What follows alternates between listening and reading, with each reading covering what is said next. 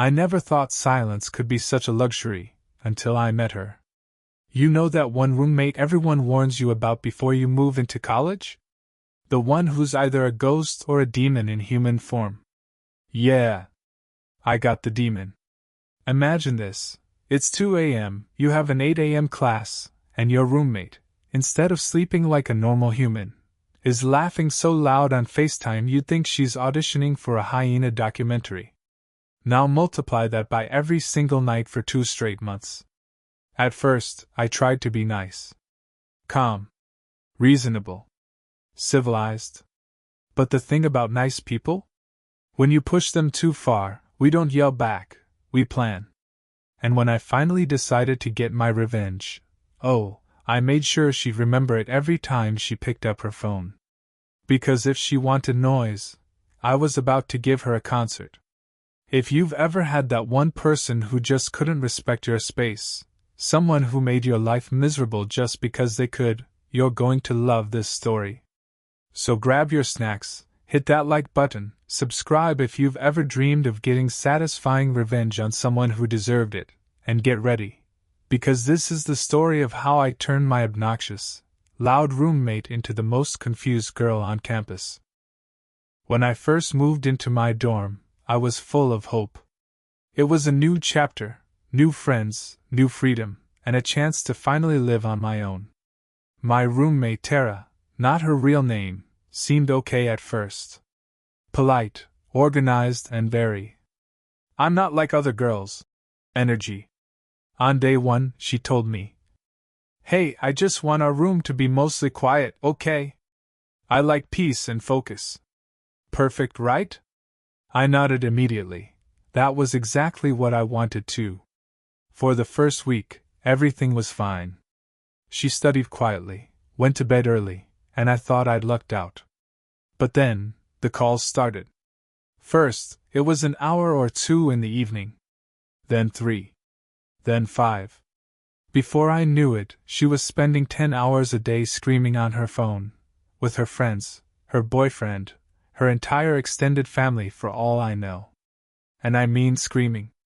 She didn't talk, she projected like she was trying to reach people 3 time zones away.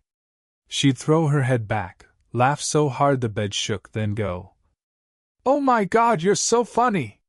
in a voice that could crack glass.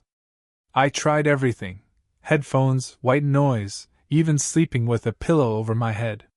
Nothing worked. Because no amount of cotton can block out a human foghorn. By week 2, I started losing sleep. My 8 a.m. classes became torture.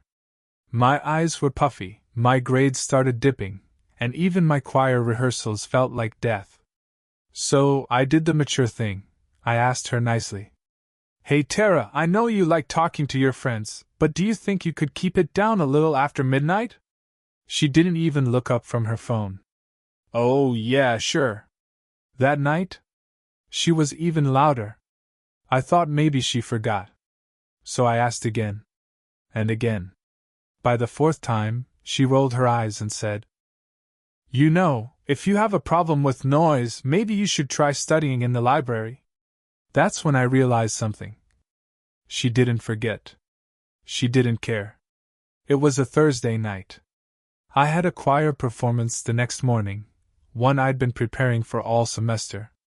At 11 p.m., she started her nightly routine: FaceTime, laughter, shrieking, and the kind of sound effects you'd expect from a parrot on caffeine.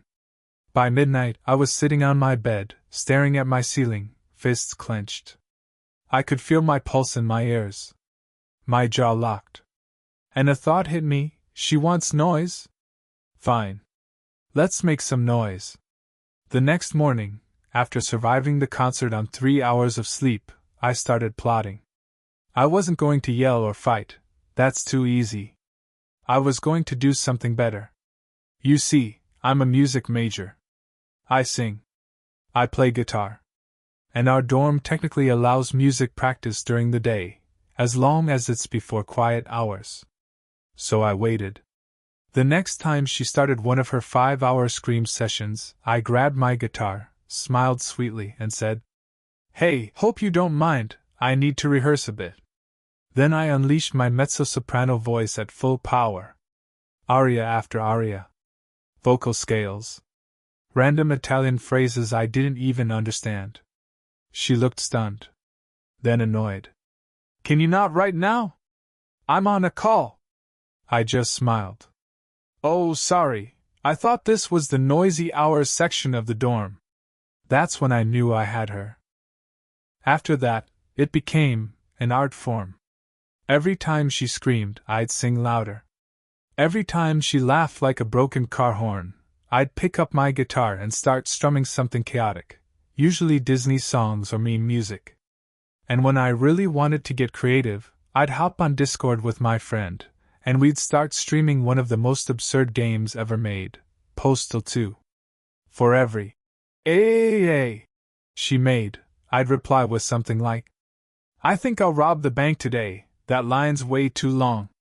Or, and if you pee on him, music will start playing. I swear I could see the confusion on her face through her phone camera reflection. She didn't know what was worse, the game or my perfectly timed commentary. And the best part?